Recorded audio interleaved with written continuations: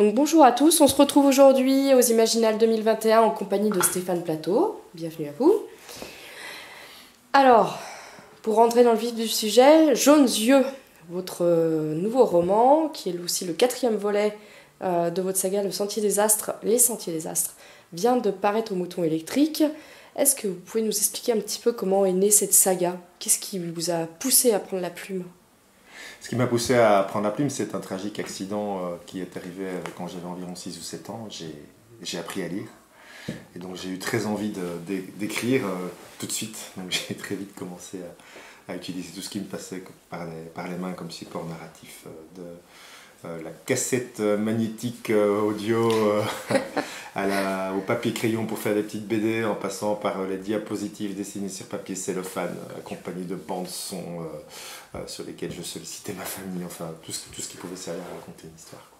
Et puis la saga elle-même, je pense la décision vraiment de dire je veux vraiment écrire, c'est vraiment mon but dans la vie, c'est en faisant des bouts d'essai, comme souvent, la première chose avant de développer une intrigue, un plan de roman, c'est plutôt d'essayer de décrire des scènes qu'on imagine, de voir comment on s'en sort et comment on rend les personnages vivants. Mais je sais que j'avais bossé sur un monde fantasy avec des personnages plus jeunes, qui avaient une vieille dame qu'ils appréciaient, qui était un peu leur copine, leur mentor dans le village, et qui parlait de sa mort prochaine, et qui les amenait à dédramatiser ça en disant voilà, il faut faire de la place, je l'ai bien vécu, il faut laisser place aux générations suivantes. Et là je me suis dit tiens, mais c'est ça en fait, c'est ça ma voix. C'est parler de l'humanité et de ce que c'est que d'être humain sous toutes ses formes et dans toute sa diversité.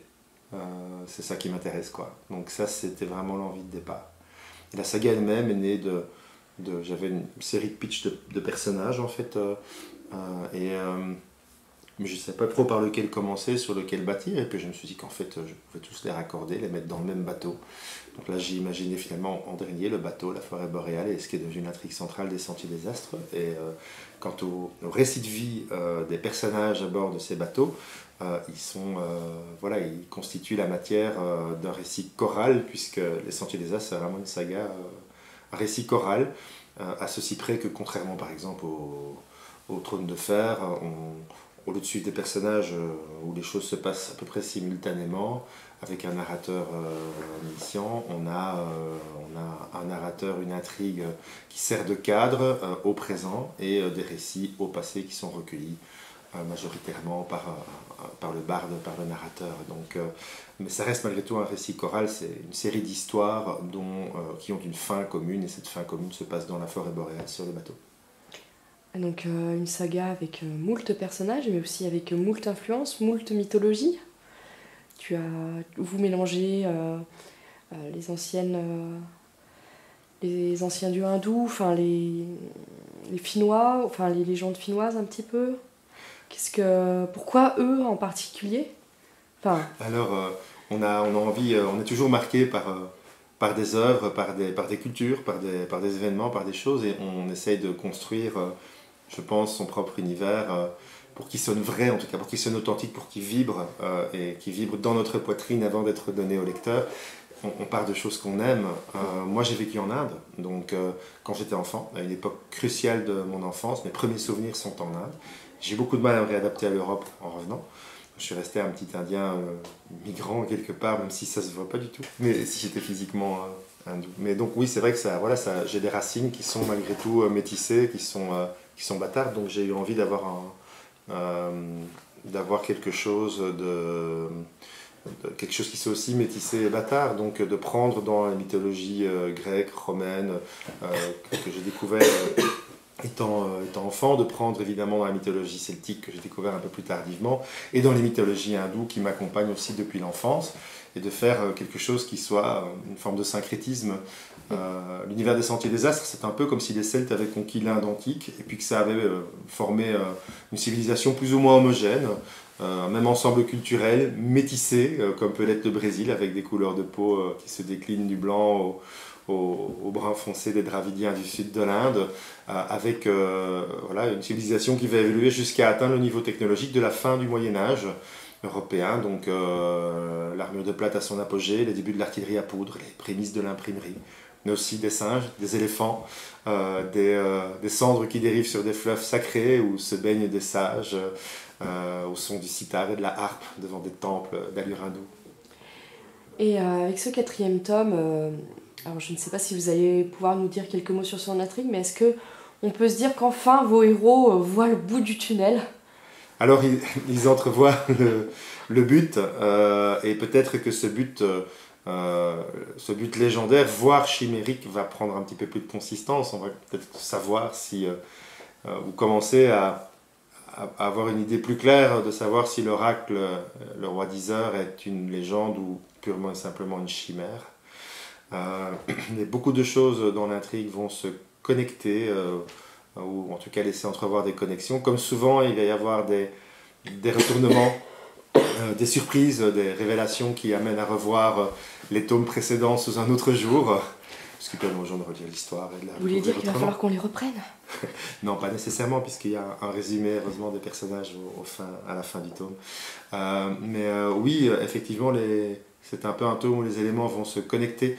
Par rapport au tome précédent, donc on va évidemment continuer avec le barde, poursuivre le récit de la courtisane, mais il est cette fois-ci plus le récit de sa fille que le récit de la courtisane. C'est elle qui raconte, mais c'est la petite fille, Kunti, qui est cette fois le personnage principal, qui nous montre ce qu'est être une petite fille dans un couple déchiré, dans un couple toxique, dysfonctionnel, et où l'autre monde qui l'accompagne, je l'utilise un peu comme une manifestation de l'inconscient de cet enfant qui est déchiré dans sa famille. Au niveau du récit du barde, eh bien, je pense qu'on est toujours sur la sente des géants, et qui sait, peut-être que la lune se laissera plus entrevoir. Et enfin, on a un 3e récit qui débute, qui va alterner dans ce tome-ci, qui là n'est pas un récit recueilli par le barde, mais qui va nous plonger dans cette fameuse guerre civile qui sert de trame de fond, parfois un peu floue depuis le début de la saga. On va mettre les pieds dedans en parallèle avec le temps du récit du barde. Et pour ça, je réutilise des personnages qu'on a connus dans le 1er tome. On plonge en bataille avec le seigneur de Marmach, l'ours, et les frères adoptifs. Et c'est le cadet? Les cadets de Marmach, donc les frères adoptifs et le père adoptif de Manèche, en fait, qu'on va retrouver aux côtés de Maroué Luari. Pour ceux qui connaissent la saga, vous en comprendrez le sel. Si on cite le nom des 2 grands camps, ça ne révèle pas grand-chose. Neluari et les Souranes. Ouais. Et finalement, que représente ce conflit? Est-ce qu'il a C'est vous qui l'avez totalement inventé, ou est-ce qu'il a des échos un petit peu dans le monde actuel ou dans l'histoire? Mais je pense que j'ai grosso modo, mathématique centrale, c'est l'héroïsme en temps de guerre, les ratés de cet héroïsme, l'héroïsme qu'on retrouve dans les 2 camps. Il y a une phrase qui est clé dans le 1er tome qui dit la guerre révèle les héros et les salauds dans les 2 camps. En fait, moi, mon inspiration, elle est dans l'épique, dans le Mahabharata et dans l'Iliade. Dans le Mahabharata hindou, on suit l'opposition d'une lignée lunaire et d'une lignée solaire, qui sont cousines. Ça, c'est vraiment un schéma que j'ai repris. L'enjeu de pouvoir n'est pas exactement le même, puisqu'on a d'un côté ici les Souranes qui veulent centraliser l'héritage avec un pouvoir fort centralisé, et de l'autre côté les Luari qui représentent, un peu comme les Atréides dans Dune, les petits royaumes qui veulent rester une fédération qui fonctionne, pas de façon démocratique, mais avec un conseil de l'héritage qui règle les choses, mais sans un monarque absolu. Sur ce conflit se greffent aussi des problèmes qui vont être sensibles, notamment à travers les problématiques sur la condition des femmes qui sont esquissées dans les tomes précédents, mais qu'on retrouve très fort dans ce 4e tome, dans le récit de la courtisane, qui est que dans l'héritage, le droit n'est pas uniforme, et qu'il y a des droits très défavorables aux femmes. On n'a pas le droit d'hériter, de posséder, pas de signature, et des régions, en l'occurrence dirigées par les Luari, où les femmes peuvent hériter, posséder, être seigneurs, etc. Et l'uniformisation, malheureusement, via les Souranes, risque de se faire au profit d'un droit qui est défavorable aux femmes, ce qui provoque aussi des réactions. Donc il y a en fait tout l'enjeu d'une civilisation qui essaye de devenir, avec une tentative de centralisation sur un patchwork de coutumes, de dialectes, de langage. Donc c'est une thématique qui m'intéresse. Donc c'est cet enjeu-là de pouvoir qui est exploré, qui sert de trame de fond à la saga. Ceci dit, Je disais que j'étais inspiré dans l'épique. Mon approche fondamentale, c'est que tant dans l'Iliade que dans le Mahabharata, et même dans le cycle de l'Ulster, on n'a pas une vision manichéenne de la guerre. Dans l'Iliade, même si les Grecs sont présentés comme le camp légitime à cause de l'enlèvement d'Hélène, les personnages d'Agamemnon, de Ménélas sont infiniment moins sympathiques. Et même d'autres héros grecs qui sont des brutes finis, moins sympathiques qu'un Hector par exemple, qu'un Priam, qu'une Cassandre. Donc voilà, il y a des salauds, et c'est la même chose dans le Mahabharata, il y a des salauds et des gens très vertueux dans les deux camps, même si un des camps, en vertu, entre guillemets, du droit, ou de la propagande, est le camp qui est supposé avoir raison. On montre des gens vertueux, des gens nobles, des gens chouettes et des crapules dans les deux camps, et des brutes, etc. Et ça, c'est une façon de raconter qui est propre à l'Antiquité et qui s'est estompée au fil de l'histoire, à mon avis, mais je voudrais creuser ça avec des universitaires un jour, à cause du monothéisme, parce que dans les épiques, les dieux sont dans les deux camps, donc via les héros, donc ils ont enfanté, et donc forcément, on ne peut pas dire qu'il y a le mal le mal absolu ou le bien absolu dans un camp, c'est juste pas compatible avec la religion. Tandis qu'avec le monothéisme, il n'y a plus qu'un seul camp qui a le vrai Dieu, et les autres sont dans l'erreur, sont voués aux enfers, etc. Et on arrive à une façon de raconter qui connaît son paroxysme à Hollywood, et qu'il faut, à mon avis, désapprendre.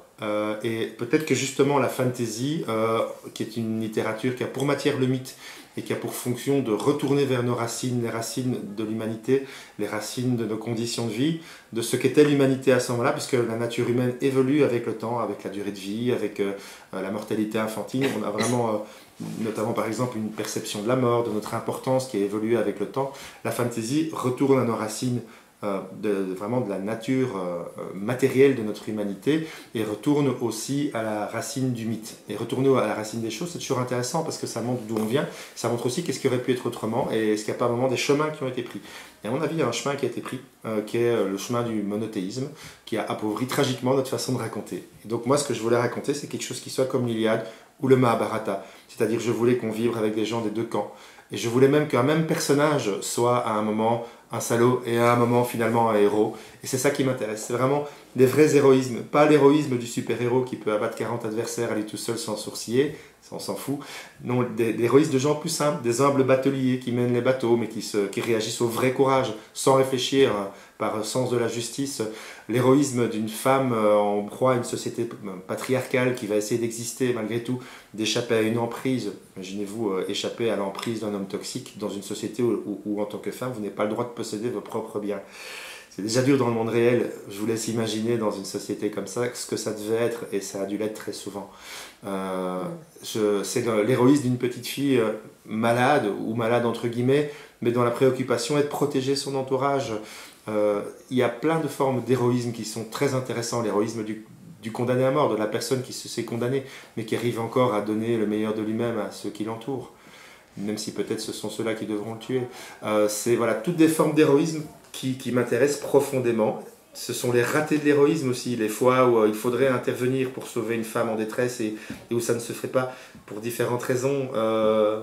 C'est ma thématique. Et puis bien sûr, la thématique centrale, c'est aussi l'usage d'une arme surpuissante qui peut faire des dégâts et les problèmes moraux que ça cause. Et en parlant de salauds et de héros, c'est lesquels les plus difficiles à écrire ? Moi je pense qu'ils ont... Vu que j'ai pas de salauds et de héros absolus, je fais pas de différence de traitement, mais ce qui m'intéresse par contre, c'est d'expliquer. C'est de creuser. Pourquoi ils font ce type d'action ? Voilà, si un personnage féminin, en essayant de pas trop divulgacher, mais si un personnage féminin est sous l'emprise d'un homme toxique, ce personnage, les personnes sous emprise ne sont pas des personnes faibles ou des personnes naïves forcément, sont des personnes fortes, justement assez fortes pour qu'un vampire veuille prendre leur énergie, mais il va trouver une faille. Eh bien, il faut expliquer cette faille. Il faut expliquer quelle est la faiblesse, quelle est la pulsion fondamentale dans l'histoire familiale de la personne dans lequel va s'engouffrer le prédateur. Et ça, c'est un travail en profondeur sur les personnages qui s'étale parfois sur plusieurs tomes, qui est plus difficile à voir quand on lit les tomes avec 2 ans d'écart, mais quand vous le lisez d'une traite, en principe, c'est plus apparent. Eh bien, alors donc, là, on va revenir un petit peu sur le tome 4. Les guerres humaines, c'est pas le seul danger qui attend en fait vos héros. Il y a également l'outre-songe. et jaunes yeux qui guettent, mais peut-être, est-ce que j'en dis trop déjà? Qui est jaunes yeux? Qu'est-ce qu'il représente? Alors, jaunes yeux, c'est, j'utilise le surnaturel souvent comme une expression pour magnifier la psyché des personnages et les thématiques que vivent ces personnages. Et donc, jaunes yeux, c'est le gardien, le protecteur dans l'au-delà d'un personnage, d'une enfant. Son comportement est lié à son comportement qui peut effectivement être dangereux est lié à ce que vit l'enfant dans sa famille et chez elle. D'accord. Donc c'est pas une entité tangible, il est un petit peu au-dessus. Je vais pas en dire trop là parce que Jaunes yeux est un mystère qui est exploré pendant ce tome, et c'est lui qui est central en tout cas dans le récit de la courtisane. Et on se pose la question de sa nature et de sa personnalité, de qu'est-ce qui définit sa personnalité. D'accord. Est-ce que c'est une personnalité à part entière? Est-ce que c'est un être puissant et sage qui a jugé bon de protéger une petite fille? Ou est-ce qu'il est plus malléable? Voilà, c'est... Ou est-ce que son emprise, ou en tout cas les conseils qu'il pourrait lui prodiguer, sont pas plus malsains, ou en tout cas voilà. pourrait la dévier Est-ce que c'est aussi un prédateur? Ou est-ce qu'il est sincère dans sa volonté de protéger l'enfant, qui est elle-même prise en partie dans l'au-delà et qui donc a besoin d'un protecteur dans l'au-delà. Donc c'est tout ça qui va être exploré à travers ce tome, dans le rapport à Jaunes yeux, donc dans le récit de la courtisane. Et tous ces récits, quand vous avez commencé à écrire Les Sentiers des Astres, vous aviez déjà tout en tête, ou les grandes lignes, et puis c'est venu au fur et à mesure? J'avais déjà beaucoup en tête.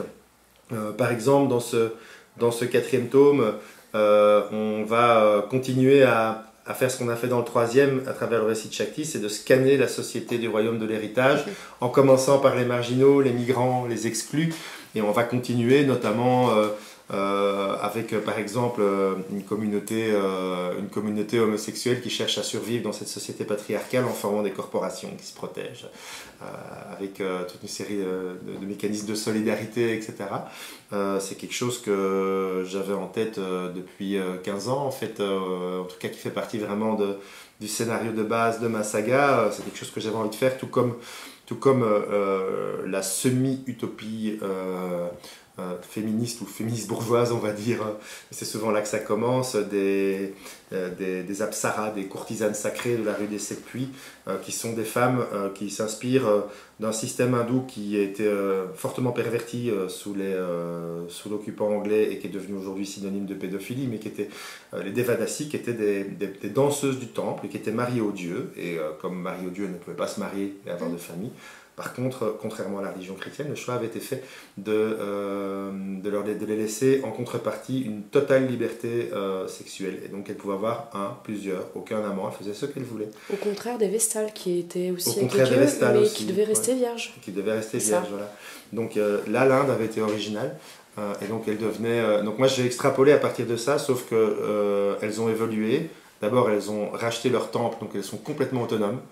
Et même si elles peuvent s'enrichir, entre guillemets, en vendant leur charme ou en jouant de leur charme, parce qu'il y a toute une série de gammes, elles ne sont pas obligées de le faire. Et elles ne sont plus seulement danseuses, elles sont mathématiciennes, astronomes, femmes peintres, etc. Et elles ont formé une confrérie qui est complètement autonome et qui est dédiée à repousser les limites, à servir d'exemple et à repousser les limites de ce que les femmes peuvent faire dans cette société. Elles sont évidemment très privilégiées. Elles essayent aussi de le transmettre, par exemple en donnant des cours de mathématiques aux femmes pauvres de la cité ou des cours de peinture, etc., de transmettre. Malgré tout, elles sont semi-conscientes, pas toutes, du fait qu'elles ont beaucoup de chance. Comme je disais, c'est un féminisme bourgeois encore, mais c'est une étape. C'est un premier pas. En tout cas, elles peuvent éduquer les personnes qu'elles vont côtoyer à être plus sensibles à cette cause. Voilà, c'est ça. Et donc, comme je disais, moi je regarde vers le passé, je nourris mon travail d'histoire, donc mon but n'est pas de présenter le monde idéal qu'on voudrait voir maintenant et les évolutions de société qu'on voudrait voir maintenant. Je suis tout à fait conscient que ce que font les courtisanes, ces courtisanes sacrées, à ses limites, n'est pas du tout le système idéal, puisque quelque part, et elle le déplore elle-même, quand est-ce qu'on n'aura plus besoin de jouer de nos charmes pour pouvoir simplement faire ce qu'on a complètement le droit de faire, peindre, faire de l'astrologie, des mathématiques. C'est d'ailleurs la dédicace à l'entrée du bouquin aussi. Quand est-ce que les femmes qui veulent vivre libres et s'affranchir du modèle cesseront d'être traitées de putains ou considérées comme des putains?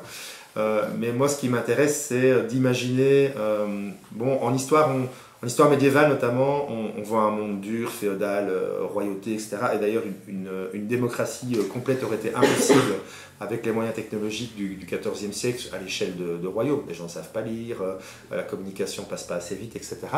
Mais malgré tout, il y avait des utopies. Et il y a notamment, par exemple, des mouvements chrétiens comme les Dolciniens, etc., qui prônaient l'abolition du mariage, la liberté sexuelle totale, l'abolition de la propriété, etc., qui ont tenu plusieurs décennies avant évidemment de finir massacrés parce que c'était inacceptable pour le système à l'époque. Mais l'utopie est possible. Et moi, ce que j'avais envie, c'est de raconter une forme moins tragique sans doute que les Dolciniens, moins tragique que par exemple la chronique d'un rêve enclavé d'Heyerdahl, qui était une sorte de transposition de la commune dans un monde plus ou moins médiéval, mais de raconter une utopie, un début d'utopie féministe avec de fortes limites, comme une étape, mais correspondant plutôt aux étapes qu'on a pu avoir par le passé dans la progression vers une société qui un jour, parce qu'on n'y est pas encore, deviendra plus satisfaisante. Il y a encore un peu de travail. Il y a encore un peu de travail. Et maintenant, sur quoi travaillez-vous? Sur le 5e tome, évidemment. Le 5e et dernier? Le 5e et, je l'espère, dernier tome. Quitte à y revenir après. Quitte à y revenir après. J'aurais peut-être envie de m'aérer l'esprit dans d'autres projets qui sont dans mes cartons. Mais oui, il y a d'autres projets dans le même univers. Je verrai ce qui est le plus... je verrai selon mon envie du moment et puis ce qui est le plus pertinent aussi. D'accord. En tout cas, merci beaucoup d'avoir répondu à ces quelques questions et on vous souhaite un très très bon festival.